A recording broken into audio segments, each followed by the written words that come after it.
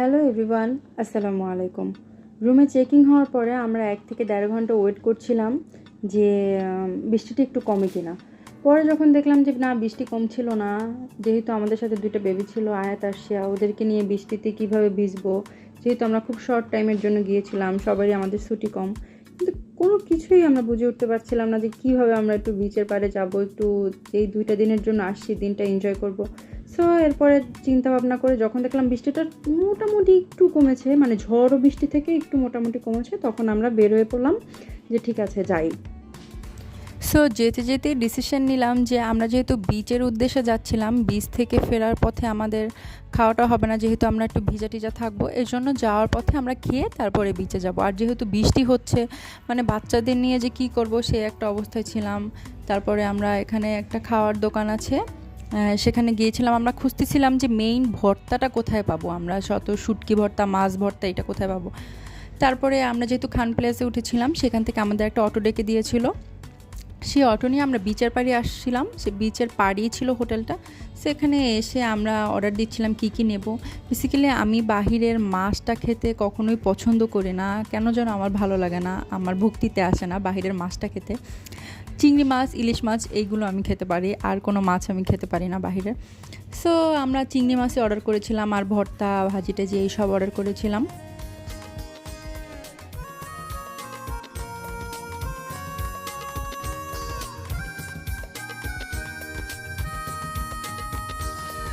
So আমাদের খাবার সব চলে এসেছিলো। আমরা চিংড়ি ভর্তা নিয়েছিলাম, শুটকি ভর্তা নিয়েছিলাম, আর আরশের বাবার এখানে শুটকি ভর্তার ঘ্রাণ শুনেছে এক্সপ্রেশন, মাই গড, ও কখনোই শুটকিটা লাইক করে না। আমি বলেছিলাম যে একটুখানি খাও, আমি যখনই শুটকি খাই ওকে বলি একটু খাও, বাট বান্দাকে আমি কখনোই শুটকিটা খাওয়াতে পারি না। পরে এই তো আমাকে বেড়ে দিচ্ছিল, কিন্তু আমার ভাতটা ওভাবেই ছিল, আমি চামিচ দিয়ে খাচ্ছিলাম। আর পাশেই আমি আরশিয়াকে খাওয়াচ্ছিলাম, যেহেতু আমরা অনেক ভোরে বরিশাল থেকে রওনা করেছিলাম। আমি আগে আরশিয়াকে চিংড়ি মাছ দিয়ে ডাল দিয়ে চটকিয়ে খাওয়াচ্ছিলাম। ওকে খাওয়ানোর পরে আমি শান্তি মতো খেতে পারি সব সময়। অ্যান্ড দেন আমাদের খাওয়া শেষ, শুধু আয়াতের খাবার বাকি আছে। আর আমরা বিল টিল পে করে এখান থেকে দাঁড়িয়েছিলাম, বৃষ্টি কীভাবে যাব, মানে কোনো ওয়ে পাচ্ছি না যে আমরা কীভাবে যাব। পরে এখানে প্রায় 15-20 মিনিটের মতো দাঁড়িয়েছিলাম। পরে আরশের বাবা একটা ছাতা কিনে নিয়ে আসলো। আমরা সেই ছাতা যখন কিনে নিয়ে আসলো, তারপরেই বৃষ্টিটা টুপ করে একদম বন্ধ হয়ে গেল। আর আমরা তখনই 1-1.5-2 ঘন্টা আমরা বিচের পাড়ে গিয়েছিলাম। আর এত জোরে জোরে বিদ্যুৎ চমকাচ্ছিল, বজ্র পড়ছিল, মানে বের হব কি হব না। বিচের পাড়ে যাওয়ার পরও একই অবস্থা হয়েছিল। কিন্তু আলহামদুলিল্লাহ আমরা যখন বিচে এসে পৌঁছালাম তখন মোটেই বৃষ্টি ছিল না, একদম গুড়ি গুড়ি বৃষ্টিও ছিল না। আর আমার মেয়েটা এত পরিমাণে দৌড়দৌড়ি করছিল, বারবার ঢেউগুলো দেখে বারবার সমুদ্রের ভিতর দৌড় দিচ্ছিল। ও ভাবতেছিল যে এটা সুইমিং পুল, লাইক এমন কিছু হবে। এই জন্য ওর বাবা ওকে গেঞ্জির সাথে ওর গেঞ্জি এভাবে বেঁধে রাখছে। ও যত ছুটতে চাচ্ছে ওর বাবার কাছ থেকে তো ছুটতে পারছে না।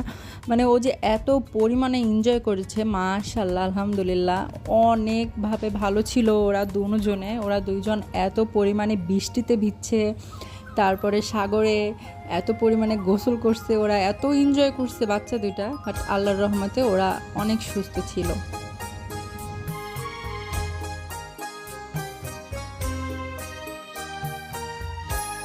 সাগরের তীর থেকে মিষ্টি কিছু হাওয়া এনে তোমার কপালে ছোঁয়াবো গো, ভাবি মনে মনে।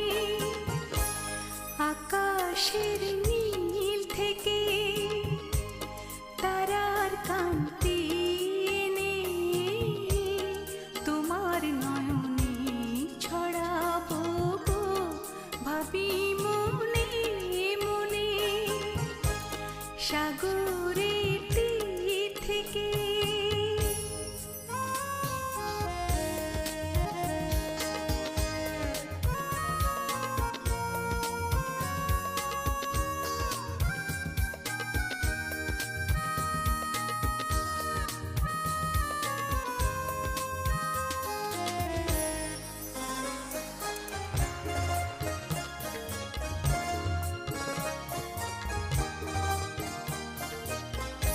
সবই যে মধুর লাগে, অনুরাগে হিয়া জাগে, গোপন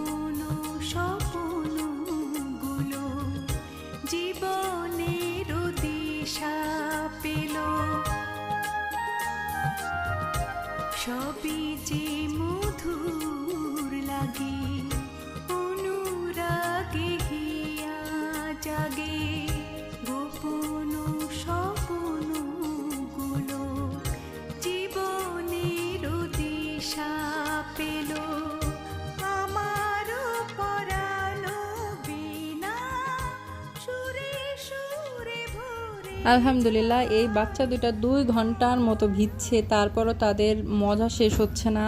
দুজনে এর ভিতরে বৃষ্টি শুরু হয়ে গিয়েছিল আর আমরা বৃষ্টিতে ভিজছিলাম, ঝালমুড়ি খাচ্ছিলাম, সাগরে দৌড়াদৌড়ি করছিলাম। সবসময় মোবাইলটা উঠাতে পারছিলাম না যে প্রচুর পরিমাণে বৃষ্টি হচ্ছে, আর বৃষ্টির ভিতরে এই বাচ্চা দুটো এখানে বসে বসে পানি নিয়ে খেলা করছিল।